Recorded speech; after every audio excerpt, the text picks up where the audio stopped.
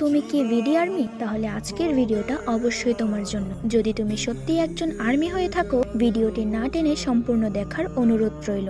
প্রথমে ছবিটির দিকে একবার তাকিয়ে দেখুন। তুরস্ক থেকে শুরু করে ভারত, পাকিস্তান, থাইল্যান্ড, এমনকি ইন্দোনেশিয়া পর্যন্ত একটি সোনালী সুতোয় প্রতিটি দেশ একে অপরের সাথে হৃদয়ের বন্ধনে আবদ্ধ। আরিরাং উপলক্ষে এশিয়ার সকল আর্মিদের এই মহৎ মিলনে প্রায় প্রতিটি দেশের নাম আছে, কিন্তু মাঝখানে একটি বিশাল শূন্যতা। আমাদের প্রিয় বাংলাদেশ সেখানে নেই। কেন আমরা পিছিয়ে?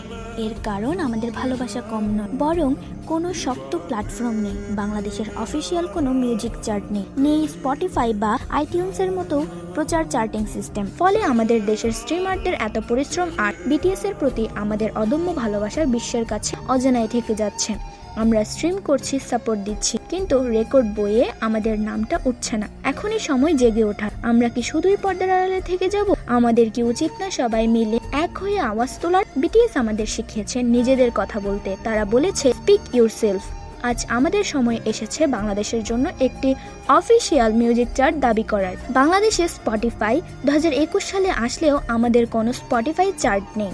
সময় এসেছে সেটা পরিবর্তন করার। যদি আপনি চান আমাদের দেশেও অন্যদের মতো চার্ট থাকুক, তাহলে এই অ্যাকাউন্ট ফলো করুন এবং জয়েন হন আমাদের অফিসিয়াল ট্যাগ পার্টি, যেখানে টুইটারকে ট্যাগ করা হবে চার্টের জন্য। কোনো কাজে যদি আমরা সাকসেসফুলি করতে চাই, সেটা টুইটারে করতে হয়। তার জন্য টুইটার জরুরি। আর জেনে রাখুন, তারা টুইটারে যেসব হ্যাশট্যাগ ইউজ করতে বলবে সেসব হ্যাশট্যাগ ইউজ করবেন, আর অবশ্যই এই অ্যাকাউন্ট ফলো করবেন।